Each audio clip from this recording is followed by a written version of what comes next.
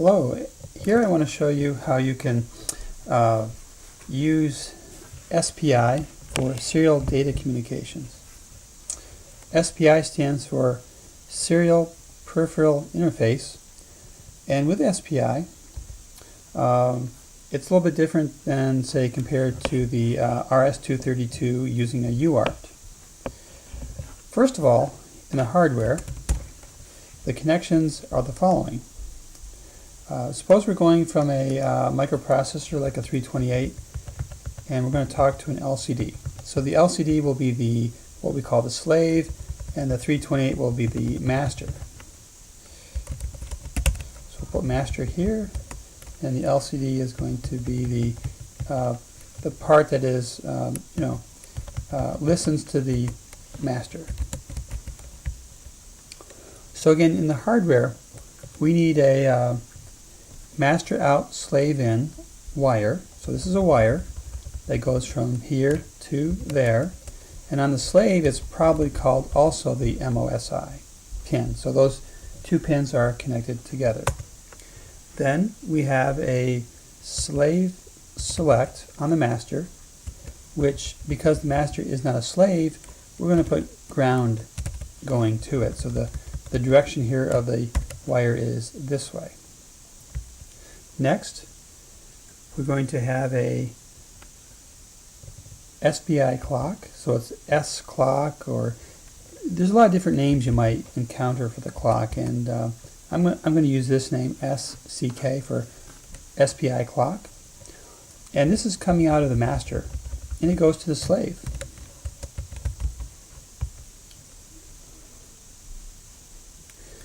Then the slave needs to be selected when it is being talked to. Now we could have multiple slaves, and which slave are we going to talk to?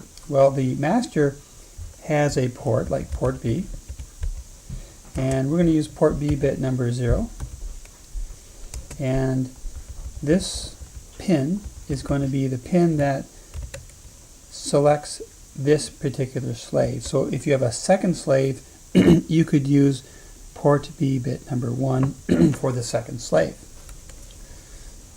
And this is going to the slave select. When this LCD is selected, the voltage of the wire should be low, as signified by the slash. Again, make the wire a low when you want to talk to that particular slave. Otherwise, the slave select line coming out of the master will be a high. So our port B has 8 pins. Well, that means we could easily have 8 slaves. If we have more ports, we could have more slaves.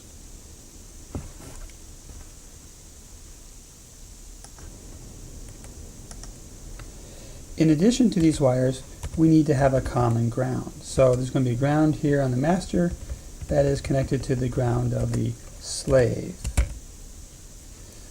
So these would be all of the wires. Well, not all of them, but these are the, I would say, the minimum number of wires you would need for when talking to a slave.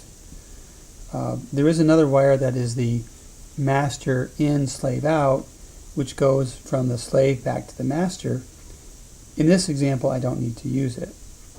Furthermore, if I have only one slave, it's entirely possible to replace the port B0 pin with just ground and get rid of the port B bit 0, and this would always select a slave.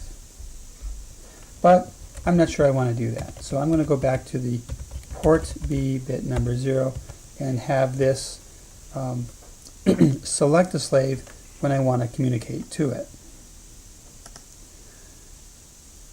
Well, at this point, this is the connections for the SPI in the hardware. I'll tell you what I'm going to do. I'm going to add one more line here. Again, I'm not going to need it in many cases, but I do want to show you this one, MISO, master in, slave out. If you want the slave to talk back to the master, you would add this line right here, but like I say, I'm not going to use it in my example, so I'll push it down a little bit lower.